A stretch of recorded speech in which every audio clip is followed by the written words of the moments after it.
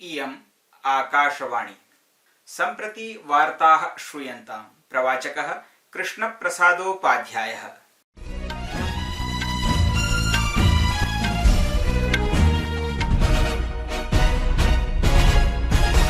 आदौ मुख्यवार्ताः। राष्ट्रपति पदासीना द्रौपदी मुर्मुः प्रोक्तवती यत् गत 10 वर्षेषु स्वच्छताभियानम् एकं राष्ट्रव्याप्यभियानम् अभवदिति। प्रधानमन्त्री नरेन्द्र मोदी 3 दिवसीयायां संयुक्त राज्य अमेरिका देशस्य यात्रायां मासस्यास्य 21तः 23 दिनाङ्कपर्यन्तं गमिष्यति। सः चतुर्थे क्वाड सम्मेलने च भागं भजिष्यति। एनडीए इति राष्ट्रिय लोकतांत्रिक संघस्य तृतीये प्रशासने 100 दिवसात्मक शासनस्य पूर्तावधौ केन्द्रीय कृषिमन्त्री शिवराज सिंह चौहानः अद्य घोषितवान् यत् प्रशासनम् अग्रिममासतः आकाशवाणी दूरदर्शनाभ्यां कृषि चौपालाख्यः कार्यक्रमः समारप्स्यतीति।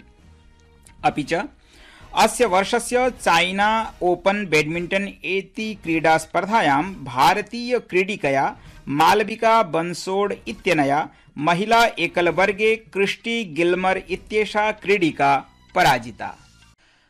अथ वार्ताः विस्तरेण। राष्ट्रपति पदासीना द्रौपदी मुर्मुः प्रोक्तवती यत् गत 10 वर्षेषु स्वच्छताभियानम् एकं राष्ट्रव्याप्यभियानम् अभवदिति। राष्ट्रपतिः अद्य उज्जैननगरे सफाई मित्र सम्मेलन इति कार्यक्रमं सम्बोधयन्ती आसीत्। सा विषयेऽस्मिन् प्रसन्नतां प्रकटितवती यत् प्रदेशस्य अनेकानि नगराणि सफाई मित्र सुरक्षित नगर इति घोषितानि सन्ति। पिछले 10 वर्षों में स्वच्छता अभियान देशव्यापी जन आंदोलन बन गया है। इसके कारण व्यापक स्तर पर बदलाव हुए हैं। स्वच्छ भारत मिशन द्वारा हमारे देशवासियों में स्वच्छता के प्रति जागरूकता बढ़ी है तथा अभूतपूर्व व्यवहार परिवर्तन हुआ है। ये देखकर मुझे हार्दिक प्रसन्नता हो रही है। स्वच्छ भारत मिशन के तहत खुले में शौच से मुक्ति के लिए 11 करोड़ से अधिक शौचालय तथा लगभग 2.25 लाख सामुदायिक स्वच्छता परिसर बनाया गया है।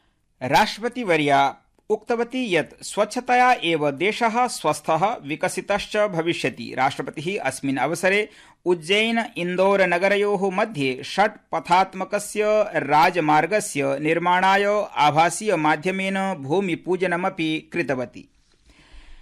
प्रधानमन्त्री नरेन्द्र मोदी 3 दिवसीयायां संयुक्त राज्य अमेरिका देशस्य यात्रायां मासस्यास्य 21तः 23 दिनाङ्कपर्यन्तं गमिष्यति।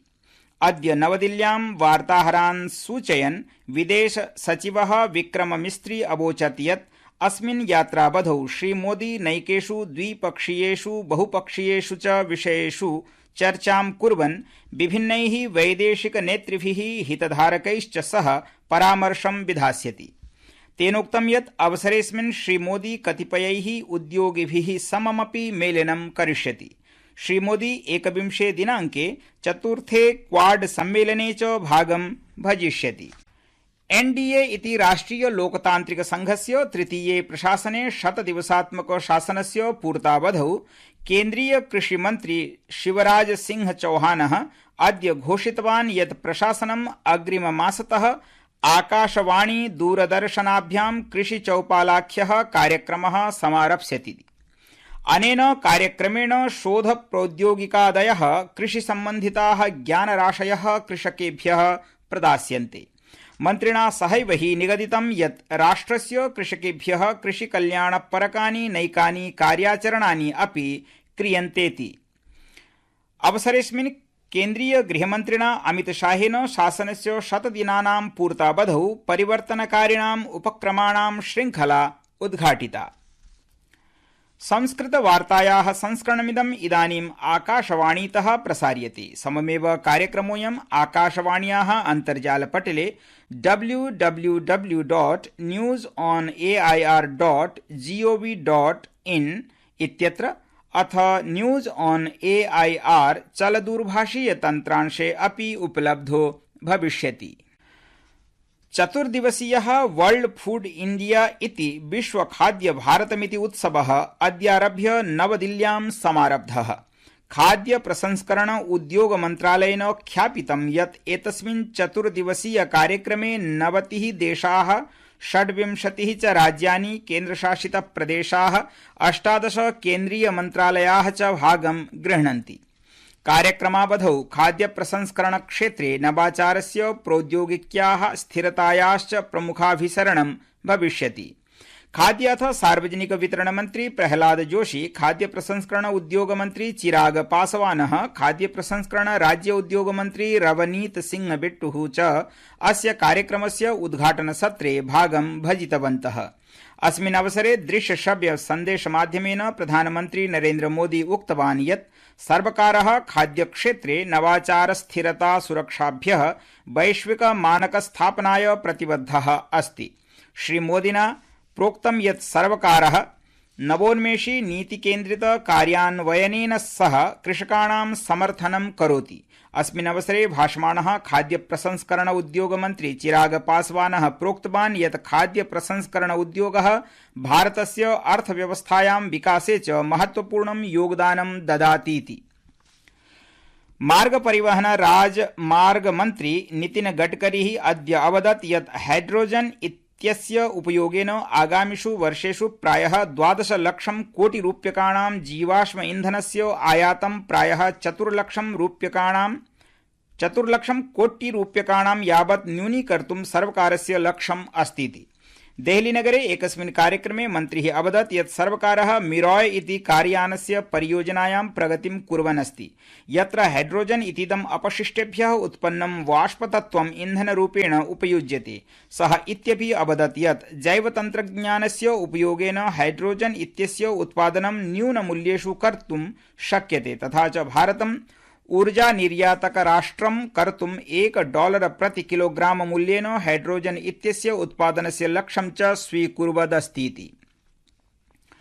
पश्चिम बंगाल प्रान्तस्य दक्षिणस्थानां जनपदानां नैकेषु स्थलेषु जलाप्लावस्य स्थितिः सञ्जातास्ति। नैकेभ्यः जलबन्धेभ्यः अत्यधिकमात्रायां जलमोचनं क्रियते।